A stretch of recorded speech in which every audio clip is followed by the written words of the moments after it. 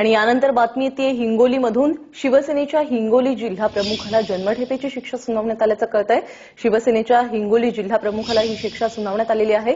संतोष बांगरसह 8 जणांना जन्मठेपेची शिक्षा सुनावण्यात आली आहे। आपले प्रतिनिधी संजय गव्हाड आता आपल्याबरोबर आहेत। संजय, हे सगळं प्रकरण नेमकं काय आहे? प्राजक्ता, हे प्रकरण आहे फेब्रुवारी 2007चं। आरडी या गावात जमिनीचा वाद होता। त्या वादातून ते शेतकरी होता तुकाराम तोडकर नावाचा, त्यांचा खून करण्यात आला होता। व या प्रकरणी आज येथील अप्पर जिल्हा सत्र न्यायालयाने एकूण 11 आरोपींपैकी 8 जणांना जन्मठेपेची शिक्षा सुनावली आहे।